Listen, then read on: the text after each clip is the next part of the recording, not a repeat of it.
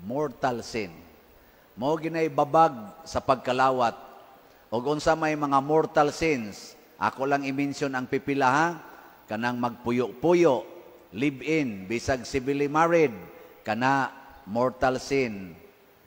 Kanang nagsigig kabit-kabit, nagkinabitay.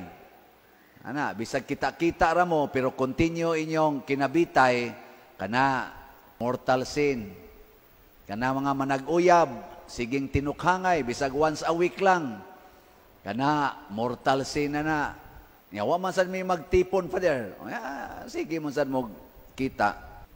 Tinukhangay dayon, wa gyud break. Mortal sin na. Kanang magdinumtanay, kanang way tagdanay ba? Way tagdanay, bisag man nagsuon pa, way tagdanay. Kana mortal sin na sad na. Kanang nag-abortion, kana mortal sin. Nagpalaygit, nagpabasiktomy, kana mortal sin sad na. Kanang nagpills pa der. Time sa murag binyal sin siguro, no? Ana. Kanang nagkondom pa der.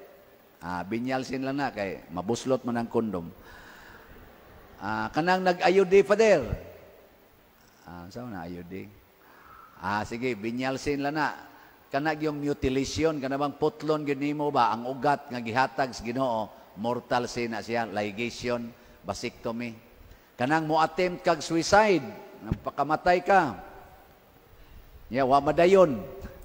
Wala pa ka makapangumpisal. Kana mortal sin.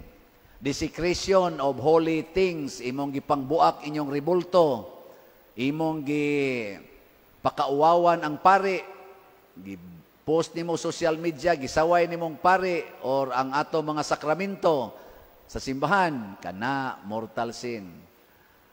Ambot ng mag-colors buhok, kanang colors buhok, kanang kiss-kiss kilay, sige, binyal sin lang na.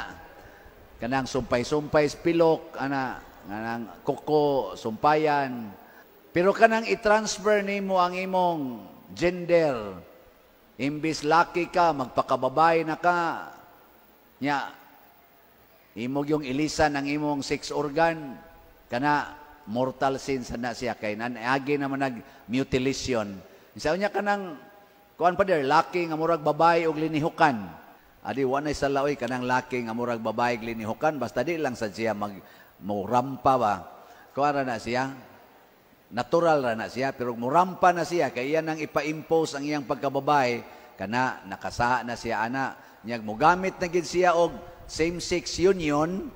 Iyan na gid ang i-claim nga right kana mortal sin na sad na. Dili na pwede mga lawat. Nakuha na mo? In short, matod pa diri sa atong first reading, niingon diri nga, forsake foolishness that you may live, advance in the way of understanding. Let us understand the will of the Lord and the way of the Lord. Let us not presume that our will is also be acceptable to God all the time. Kana bang mayong kamusabot ra yung Ginoo? Dili. Ang Ginoo masinabuton, pero dili siya muuyon sa atong dili maayong mga buhat.